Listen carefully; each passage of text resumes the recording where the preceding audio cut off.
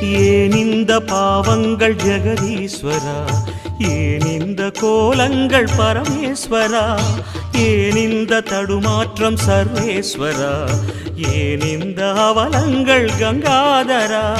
மூன்றாவதாம் உன் கண்ணையே நீர் திறப்பீர் உலகுயவே.